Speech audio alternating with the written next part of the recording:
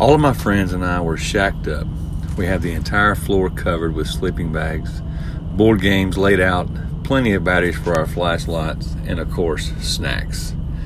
My friend Mark that night would start to tell us ghost stories while the rest of us played Monopoly. Scotty said that he had to go pee, so he stepped outside. While we were playing our games, we heard Scotty say aloud, "Hey guys, come out here." Well, we all stepped outside and I asked, "What is it, man?" "Do you guys hear that?" Scotty asked. "It's a screech owl," I said. He said, "Huh, okay." And then everyone started laughing as we just walked back inside the treehouse. We all sat down and Mark finished his story, and after he was done, they asked me to tell a story. I said, okay. As I sat there thinking of what story I wanted to tell, the sheer fact of being in the woods for some reason reminded me of the report that I gave back in summer school. So I began to recite what I could remember. About 300 years ago, there was a Native American tribe that had no name. They were a lonely group of Indians. They secluded themselves from everyone and were set apart from any other tribe. They were able to obtain certain power from the mirror image of the Great Spirit to tame animals to attack their enemies. A mother and father who had a daughter of an age of about 12 to 13 years of age would find that she would be different than the rest of their tribe. They actually banished her for being different, cast her spirit into the forest, and her body collapsed to the ground. After this part of my story, I told them that we were actually in the forest where this happened. I was being as serious as I could while I was telling them. Everyone except for Scotty had a genuine freaked out expression on their faces. I told everyone that my story was over and it was someone else's turn.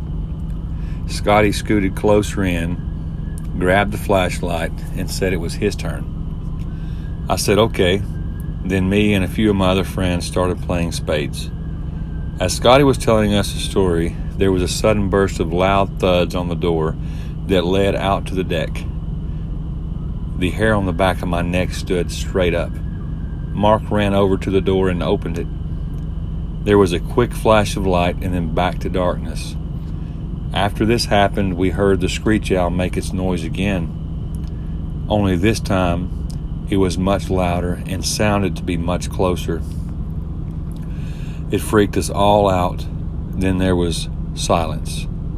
Nothing but super quiet silence. You could hear a pin drop. I watched my friend that we called Buddha put his flashlight down and say, "I'm going to bed, guys. Good night." Everyone except Scotty, Mark, and I did the same at the moment. Then a couple minutes later we did as well, since it was already around 2 a.m. anyways. We all said our good nights, then went to sleep. The next morning, after I woke up, I looked around and noticed that everyone except Scotty and Mark were already gone. I looked at my watch and it was already like 11:30. So I guess their parents already picked them up.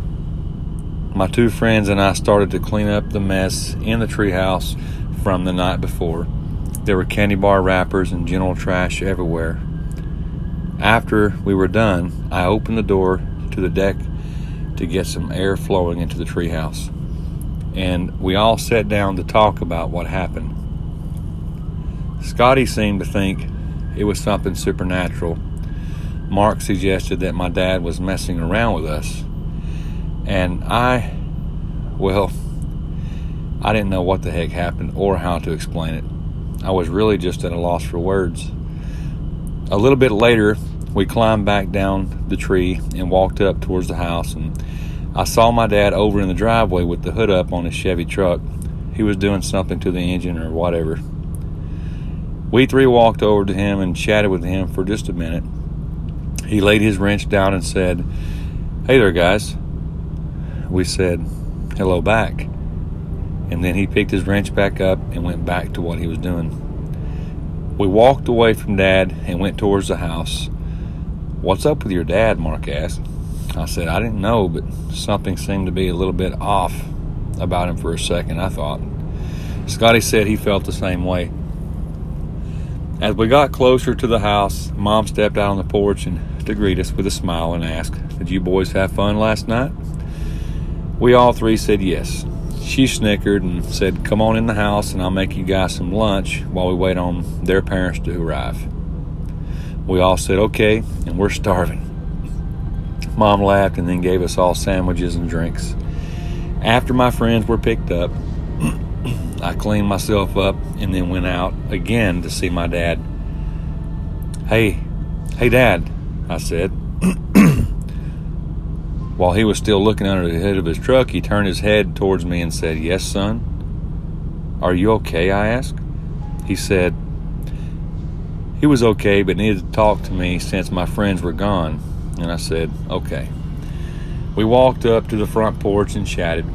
After I asked him, he was feeling okay, and he explained to me that while we were still in the treehouse early this morning, he saw something. He said he heard someone say his name, and then he said he turned his head towards the row of fencing over behind the house, and he saw someone standing there. He walked up a little closer, and it just disappeared. I asked him if he knew the person, and he said no. The person just disappeared right before my eyes. I was at a loss for words again. Didn't know how to explain this. I said I didn't know what to think. Dad thought it would be a good idea if we would just forget about it.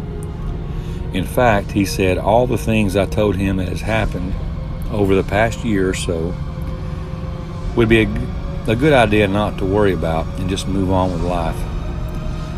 After our chat, I and Dad felt good about our decision and would from then on do our best to live our lives the best we could.